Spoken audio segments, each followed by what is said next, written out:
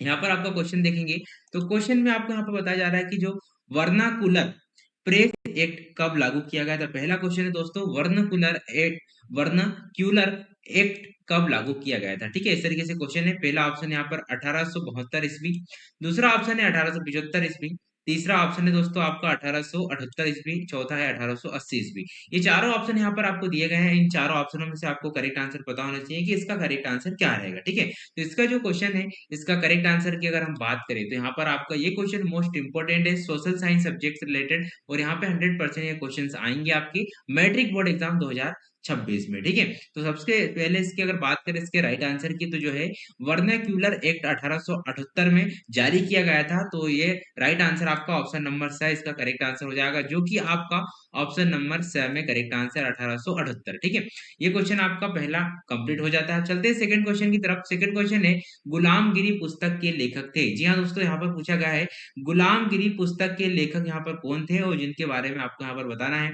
तो गुलामगिरी जो पुस्तक है उनके लेखक कौन थे, ऑप्शन देखेंगे। सबसे पहले ऑप्शन आपका है पहला जयदेव, दूसरा ऑप्शन है ज्योतिबा फुले, तीसरा ऑप्शन है आपका जेम्स ऑगस्टन हिक्की, और चौथा है राजा राम मोहन राय। ठीक है, इस तरीके से आपका इसके चारों ऑप्शन यहाँ पर कंप्लीट हो जाते हैं। जो गुलामगिरी पुस्तक है वो ज्योतिबा फुले ने लिखी थी। तो इस तरीके से इसका right answer option number B में आपका करेक्ट आंसर हो जाएगा। और ये क्वेश्चन 100% आपको मैट्रिक एग्जाम में अच्छे नंबर से पास करा सकते हैं दोस्तों, इसलिए इन क्वेश्चन को अच्छी तरीके से आप प्रिपरेशन कर लीजिएगा। चलते हैं सेकंड क्वेश्चन की तरफ। सेकंड क्वेश्चन की अगर बात करें, यहाँ पर पूछा गया है चांद सूरज की गति ज्वार भाटा के समय और लोगों की दैनिक जीवन से जुड़ी कई अहम जानकारी देता है, ये किससे जुड़ा हुआ है आपको बताना है दोस्तों। तो यहाँ पे इसका अगर राइट आंसर देखें तो चांद सूरज की गति और ज्वार भाटे का समय, मतलब कि इसमें एक समय की बात करी जा रही है, तो खगोल शास्त्र तो नहीं बता सकता। ठीक है, खगोल शास्त्र नहीं बता सकता, तो पहला ऑप्शन तो इसे हम कट कर देते हैं। दूसरा भूगर्भ शास्त्र, तो ये भी इसका आंसर नहीं होगा, क्योंकि भूगर्भ शास्त्र भी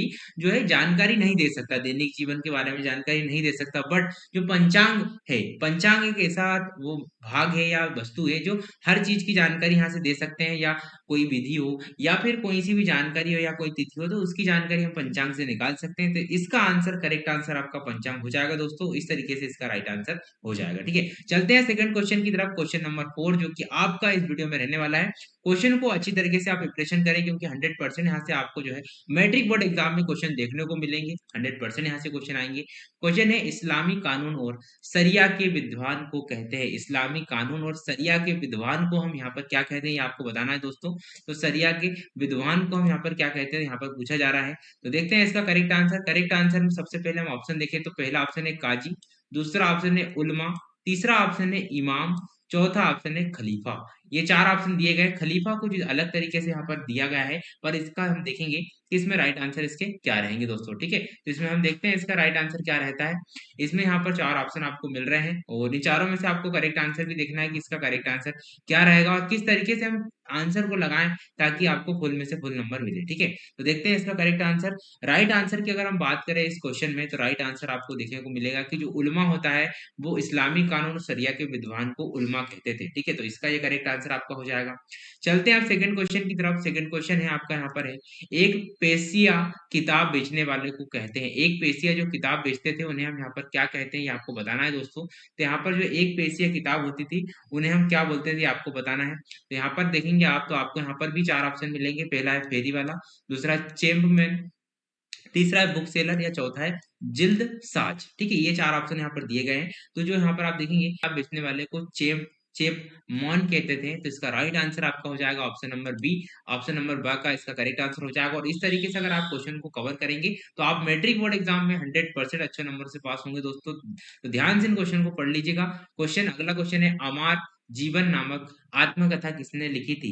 अमर जीवन नामक आत्मकथा किसने लिखी थी। तो यहाँ पर आप देखेंगे पहला यहाँ पर ऑप्शन है आशापूर्ण देवी, आशापूर्णा देवी, रस सुंदरी देवी, तीसरा है अन्नपूर्णा देवी, चौथा ज्योतिबा फुले। ठीक है, तो इन चारों में से आपको ऑप्शन में से करेक्ट आंसर बताना होगा। करेक्ट आंसर क्या बात करें तो रस सुंदरी देवी। ठीक है, रस सुंदरी देवी राइट आंसर इसका करेक्ट आंसर है, और इस क्वेश्चन का आपका इस तरीके से करेक्ट आंसर हो जाएगा दोस्तों। क्वेश्चन नंबर 6 इस तरीके से कंप्लीट हो जाता है। चलते हैं सेकंड क्वेश्चन की तरफ।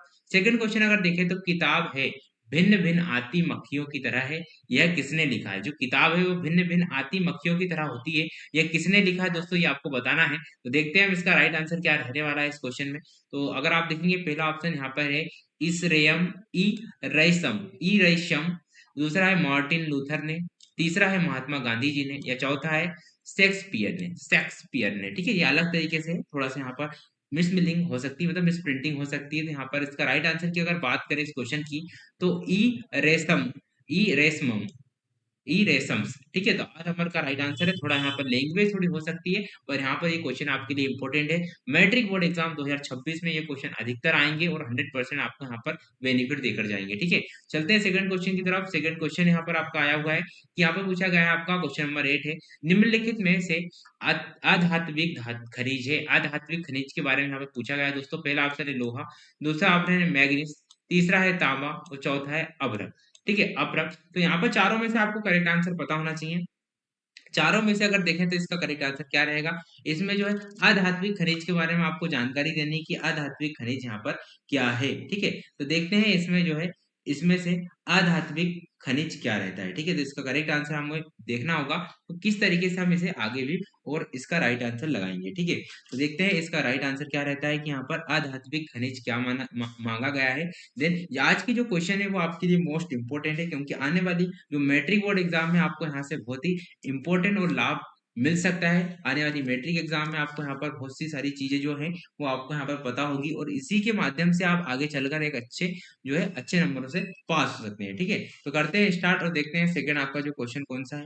सेकंड क्वेश्चन की अगर बात करें हम, तो यहाँ पर जो है इसका राइट आंसर भी देखेंगे। राइट आंसर देखने से पहले ये आप सभी को ये चीजें बता दें, ये चीजें बहुत ही ज्यादा इंपॉर्टेंट है आने वाली मैट्रिक एग्जाम के लिए। इसलिए इन क्वेश्चन को आप इतनी अच्छी तरीके से प्रिपरेशन कर लीजिए, ताकि आने वाले एग्जाम में किसी भी तरीके से अगर इसके राइट आंसर लगा कर आए और किसी भी तरीके से इन क्वेश्चन को मिस ना करें। ठीक है, तो इसके राइट आंसर आपके पास सभी के सही तरीके से आने चाहिए, और इसका अगर हम देखें तो जो है राइट आंसर देखेंगे तो इस क्वेश्चन का क्या रहने वाला है। ठीक है, तो यहाँ पर देखते हैं इसका राइट आंसर क्या रहता है, और इसमें से हर चीजों की जानकारी आपको अच्छे से आनी चाहिए। हर एक क्वेश्चन आज की वीडियो में इंपॉर्टेंट है, क्योंकि 100% यहाँ से आपको क्वेश्चन पूछे जाएंगे, और ये क्वेश्चन इंपॉर्टेंट है आने वाली मैट्रिक एग्जाम से भी रिलेटेड और सभी चीजों से। ठीक है, तो स्टार्ट करते हैं इसको, देखते हैं इसका राइट आंसर क्या होगा।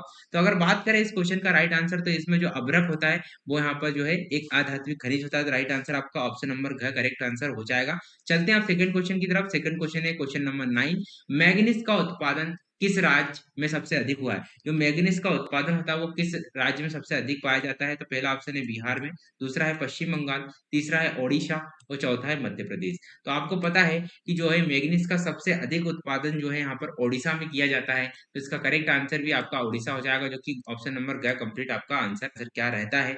और किस तरीके से हम इसको सॉल्व करेंगे, तो इसका राइट आंसर देखेंगे।